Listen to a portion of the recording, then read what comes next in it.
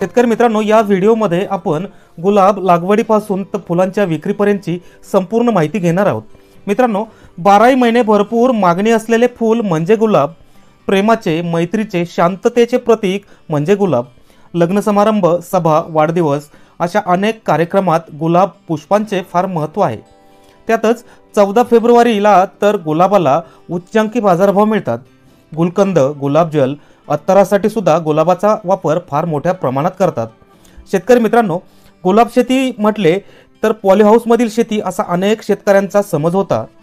पॉलीहाऊसमधील गुलाबाची variety open प्लॉटमध्ये 100% यशस्वी करून भरघोस उत्पादन घेता येते याचे सर्वोत्तम उदाहरण आहे ते पुणे जिल्ह्यामधील बारामती तालुक्यातील बोरकरवाडीमधील गुलाब शेती। प्रगतशील शेतकरी श्री अविनाश सोपान मेमाने सर, त्यांचं शिक्षण BSc ॲग्री। मित्रांनो, मेमाने सरांनी BSc ॲग्रीचे शिक्षण पूर्ण झाल्यानंतर गुलाब शेतीचा संपूर्ण महाराष्ट्रात फिरून अभ्यास केला। पॉलीहाऊसमध्ये येणाऱ्या व्हरायटी त्यांनी ओपन प्लॉटमध्ये गुलाब शेती 100% यशस्वी करून दाखवली आहे। 10 गुंठे क्षेत्रामध्ये 3000 गुलाबाची रोपे त्यांनी लावलेली आहेत। त्यामधून त्यांना 700 ते 800 फुलांचे उत्पादन रोज मिळत आहे। 10 गुंठे गुलाब बागेतून त्यांना सर्व खर्च वजा करता 5 लाख रुपयांचा वार्षिक नफा त्यांना मिळत आहे। त्यांची गुलाब शेती पाहून इतर शेतकऱ्यांनी सुद्धा गुलाब शेतीची सुरुवात केली आहे। मित्रांनो, गुलाब शेतीमधून दररोज ताजा पैसा मिळतो। गुलाब शेतीतून फुलांसोबत शेतकऱ्यांचे जीवनही फुलले आहे। फुल शेतीने शेतकऱ्यांसाठी हमखास उत्पन्न मिळवून देण्याचा एक नवा पर्याय खुला केला आहे। अविनाश मेमाने सरांच्या फुलवलेल्या गुलाब शेतीची सुगंधी यशोगाथा संपूर्ण पहा। गुलाब लागवडीपासून ते विक्रीपर्यंतचे संपूर्ण मार्गदर्शन मिळवण्यासाठी हा व्हिडिओ संपूर्ण पहा।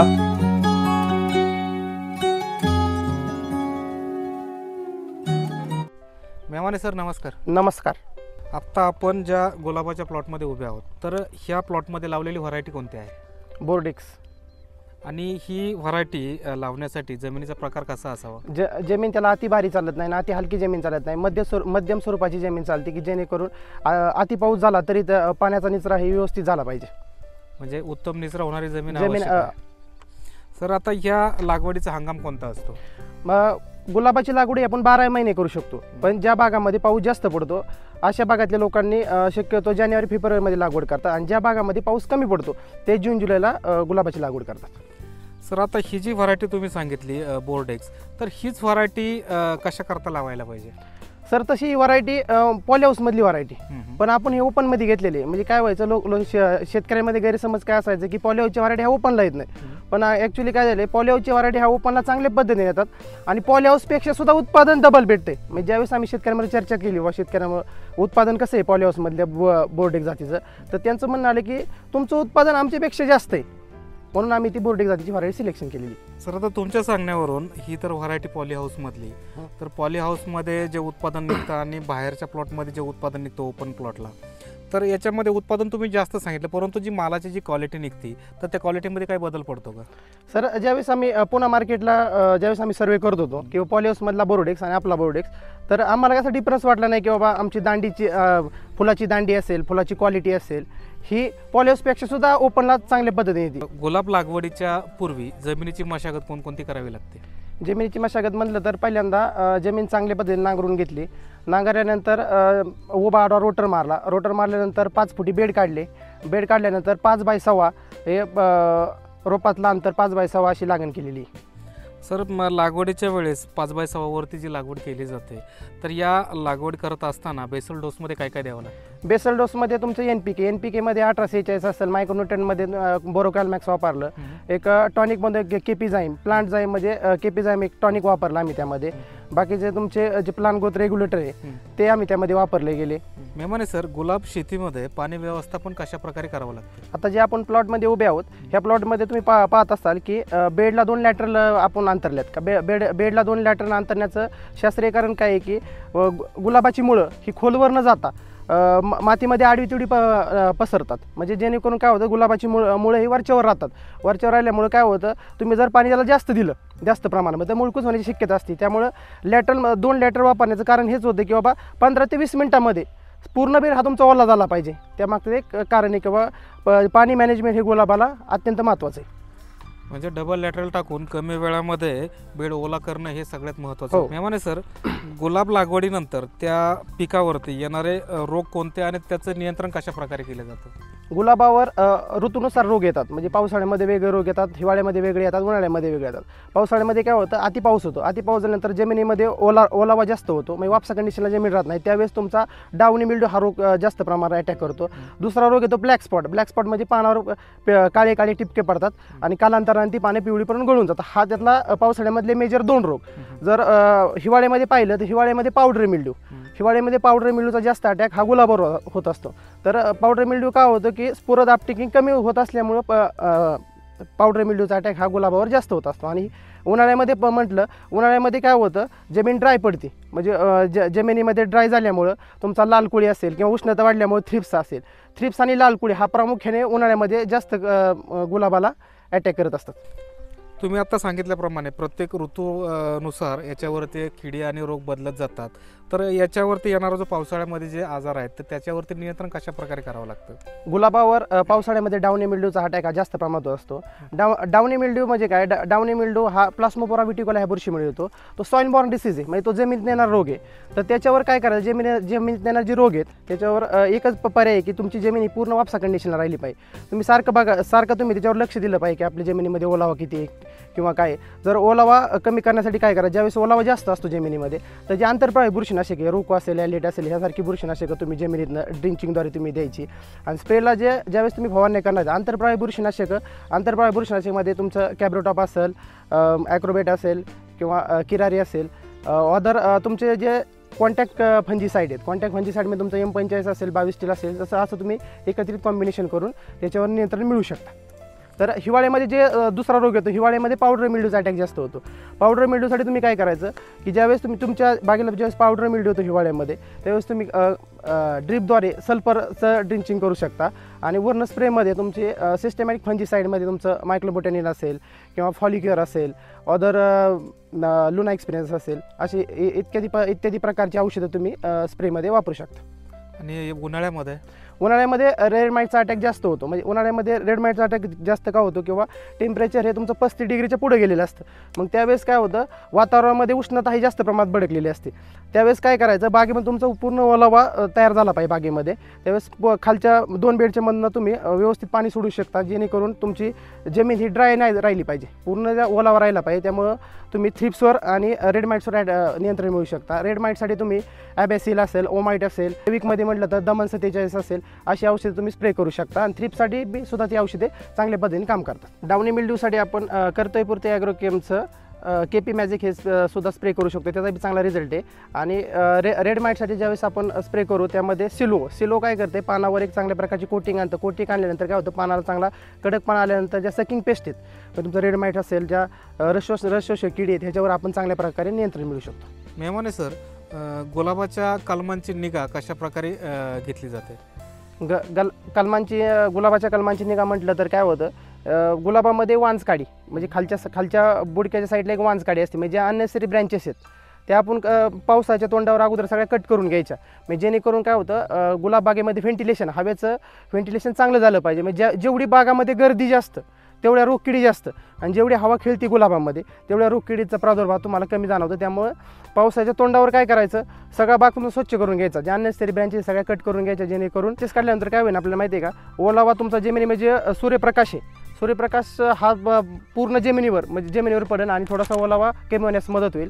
आणि लागवड करताना एक खबरदारी घ्यायची, ज्यावेळेस आपण गुलाब लागवड करणार आहे ती लागवड शक्यतो पूर्व पश्चिम पाहिजे. पूर्व पश्चिम का, की जेणेकरून काय होतं, स्वच्छ सूर्यप्रकाश, गुलाबाला 5 ते 6 तास स्वच्छ सूर्यप्रकाश लागत असतो. मेहमाने सर, आता गुलाब लागवडीनंतर पुढचा प्रश्न येतो की वॉटर सोल्युबल खतांचं. तर याच्यामध्ये जे वॉटर सोल्युबल खते आपण सोडतो त्याचं व्यवस्थापन कशा प्रकारे करावं लागतं? गुलाबामध्ये मेजरली आपण पाहिलं तर आपण रोज हार्वेस्टिंग करतोय गुलाबाची. म्हणजे आपण रोज हार्वेस्टिंग करतोय, म्हणजे गुलाबाला रोज काहीतरी आपण खायला दिलं पाहिजे. त्यामध्ये आपण काय करतो, वॉटर सोल्युबलमध्ये 1261 असेल, 052 असेल, 1340 असेल, 1305 0050 ही खते आपण आलटून पालटून देतो. म्हणजे जशी स्टेज असेल पिकाची, आणि त्यामध्ये साईजसाठी काय वापरतो, समजा आपण 052 दिलं तर साईजसाठी 052 प्लस के साईज म्हणजे तुमचा जमिनीला जो पोटॅश आहे, पोटॅश आपटेकण्यासाठी आपण केसायझपचा वापर चांगल्या पद्धतीने करतोय. लेन्थसाठी मार्केटला काय होतं, तुमचे 40 ते 45 60 सेंटीमीटर आपल्याला गुलाबाची लेंथ पण लागते स्टेमच्या लेन्थसाठी आपण काय करतो, परीग असेल किंवा मायक्रोमीटरमध्ये एक्सपर्ट असेल, हे आपण फ्लडद्वारे म्हणजे ह्याच्या ड्रिपद्वारे आपण ते चांगल्या पद्धतीने देत असतो. कारण फवारणीमध्ये चांगली चमक किंवा स्टेम चांगली वाढण्यासाठी आपण ॲटॉनिक असेल नागार्जुनाचं, अदर करतोय पुरते ॲग्रोकेमचं लिक्विडमधलं हे असेल एक्सपर्ट असेल, हे स्प्रेमध्ये आपण चांगल्या पद्धतीने वापरतो. गुलाबाला आपण ज्यावेळेस वॉटर सोल्युबल सोडत असतो, म्हणजे 12 एक्सर असेल 1340, त्याबरोबर आपण काय करतो, करतोय पुरते ॲग्रोकेमचे वंडरफुल हे प्रोडक्ट आपण गुलाबाला 3 ते 4 वेळा सोडलं. म्हणजे आपला रिझल्ट असा आला की तुमची जी स्टेमची लेंथ आहे ही लेंथ चांगल्या प्रकारे वाढली आणि जी गुलाबाची साईज आहे, मार्केटमध्ये काय होतं, स्टेमला खूप महत्त्व आहे. म्हणजे तुमची स्टेम 50 सेंटीमीटर असेल 60 सेंटीमीटर असेल, जेवढी स्टेमची लांबी तेवढं मार्केटला तुम्हाला व्हॅल्यू किंवा तुमची जी कॉस्ट ही तुम्हाला चांगल्या पद्धतीने मिळत असते. गुलाब लागवडीच्या नंतर याचं उत्पादनाची सुरुवात किती दिवसामध्ये होते? उत्पादनाची सुरुवात ज्यावेळेस आपण गुलाब लागवड केली, लागवडीनंतर 100 दिवसांनी उत्पादन चालू होतं. उत्पादनामध्ये पहिल्या स्टेजला काय होतं की तुम्हाला छोटे छोटे स्टेम भेटत असतात. नंतर हळूहळू जसं तुमचं झाडाची जसा बेस बनत जाईल तसं तुम्हाला जास्तीत जास्त लांब स्टेम आणि चांगली गुणवत्तेची फुलं भेटत असतात. पहिल्या 3 ते 4 महिन्यामध्ये तुम्हाला तेवढ्या प्रतीची फुलं भेटत नाहीत. सर, गुलाब लागवडीनंतर आपल्याला किती वर्षापर्यंत त्याचं उत्पादन मिळत राहतं? गुलाबाचं तसं उत्पन्न पाहिलं गेलं, गुलाब हे पीक बहुवर्षीय पीक आहे, बहुवार्षिक. म्हणजे त्याचं उत्पादन आपण 3 ते 4 वर्षापर्यंत घेऊ शकतो ओपन प्लॉटला. आता पॉलीहाऊसमध्ये काय होतं, ते 5 ते 6 वर्षापर्यंत घेऊ शकतो. पण ज्यावेळेस ओपनला आपण गुलाब करतो ते 3 ते 4 वर्षापर्यंत गुलाबाचं उत्पादन आपण चांगल्या पद्धतीने घेऊ शकतो. मेवाने सर, आत्ता आपला हा गुलाब शेतीचा जो प्लॉट आहे तो किती गुंठ्याचा आहे, त्याच्यामध्ये किती रोपं लागली आणि ह्या प्लॉटमध्ये साधारण लागवडीचा असेल, रोपांचा असेल आणि इतर खर्च, असा एकूण खर्च किती येतो 1 वर्षाचा? आता आपण ज्या प्लॉटमध्ये उभे आहोत, हा प्लॉट 10 गुंठ्याचा आहे. 10 गुंठ्यामध्ये 3000 कलमं बसलेले आहेत. म्हणजे 5x6 आपण लागण केल्यानंतर आपले 3000 तुम्हाला कलमं बसलेली आहेत गुलाबाची. तर मशागतीचा खर्च हा 5000 रुपये आलेला आहे. म्हणजे नांगरेट असेल, रोटर असेल, तो 5000 रुपये. बेसल डोसमध्ये 4 ते 5000 रुपये बेसल डोसमध्ये आपण खर्च केलेला आहे. आणि 10,000 रुपये ड्रीपसाठी खर्च आलेला आहे. म्हणजे वार्षिक एकूण खर्च 10 गुंठ्याचा किती येतो? तसं म्हटलं तर वार्षिक खर्चामध्ये 1.5 लाखापर्यंत आपल्याला वार्षिक खर्च येऊ शकतो. त्यामध्ये तुमचे खते असतील, फवारण्या असतील, वॉटर प्लांट ग्रोथ रेग्युलेटर असेल, सर्वांचा मिळून खर्च 1-1.5 लाखापर्यंत येऊ शकतो. जर तुमच्या प्लॉटमध्ये 3000 कलम असेल तर रोजची सरासरी तुम्हाला 700 ते 800 फुलं तुम्हाला रोजच्या रोज मिळू शकतात. म्हणजे एका फुलाची जशी किंमत धरली तर आता सरासरी आम्हाला चालू भावामध्ये 3 रुपये ते 4 रुपयापर्यंत आम्हाला भाव भेटलेला आहे आता चालूमध्ये. माने सर, गुलाबाला एका फुलासाठी सरासरी बाजारभाव काय मिळतो? सरासरी 2 ते 3 रुपये बाजारभाव गुलाबाला मिळत असतो. सर्वात कमी बाजारभाव किती असतो आणि उच्च बाजारभाव किती मिळतो? सर्वात कमीत कमी बाजारभाव 1 रुपया आणि जास्तीत जास्त बाजारभाव 7 ते 8 रुपये. म्हणजे एका फुलासाठी एका फुलासाठी. आणि सरासरी वार्षिक बाजारभाव किती असतो? वार्षिक बाजारभाव म्हणलं तर 2 ते 3 रुपये वार्षिक बाजारभाव आम्हाला सरासरी भेटते. आता आपण सांगितल्याप्रमाणे वार्षिक सरासरी बाजारभाव 2 रुपयाप्रमाणे आपलं मंथली उत्पादन किती मिळतं? मंथली उत्पादन 50 ते 60,000 रुपये 10 गुंठ्यामध्ये आपण मिळू शकतो. पण त्यामध्ये काय होतं, कधी कधी वातावरण जर खराब झालं, वातावरण क्लायमेटमध्ये काही चेंजेस झाले, वादळ आले, पाऊस आला, तर त्यामध्ये उत्पादन खर्च वाढत असतो. 15 ते 20,000 रुपये उत्पादन खर्च येतो आणि निव्वळ नफा आपल्याला 30 ते 40,000 रुपये 10 गुंठ्यामध्ये राहू शकतो. सर, आता 10 गुंठ्यामध्ये वार्षिक एकूण नफा आपल्याला किती मिळतो? वार्षिक नफा आपल्याला 4 ते 4.5 लाखापर्यंत मिळू शकतो. खर्च वजा जातो. मेहमाने सर, आमच्या बळीराजा स्पेशल यूट्यूब चॅनलचे अनेक शेतकरी, युवा शेतकरी मित्र आहेत. तर त्यांनी या गुलाब शेती करण्यासाठी तुम्ही त्यांना काय सल्ला द्याल? युवक शेतकऱ्यांना किंवा बाकीच्या शेतकऱ्यांना मी एवढं सांगू इच्छितो की ज्यावेळेस तुम्ही विना पॉलीहाऊस गुलाब शेती करणार आहात तर त्यावेळेस तुम्ही काय करा, 1 एकर 2 एकर एकदम गुलाब काही लावू नका. गुलाब लागवड करताना काय करा, 10 गुंठ्यामध्ये करा. आता मी सुद्धा काय केलेली आहे, पहिल्यांदा 10 गुंठ्यामध्ये गुलाब लागवड केलेली आहे.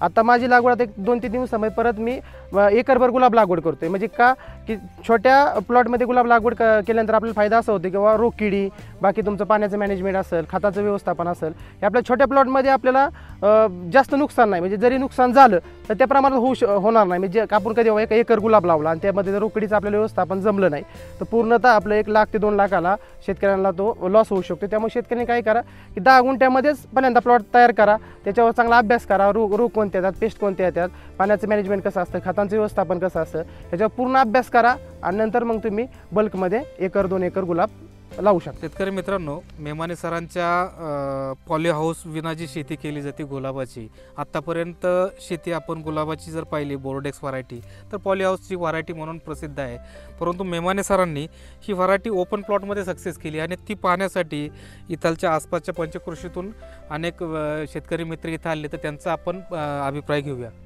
सर, काय सांगाल या शेतीविषयी? नमस्कार, मी राजू उमाटे, मी नावऱ्यातून आलेलो आहे।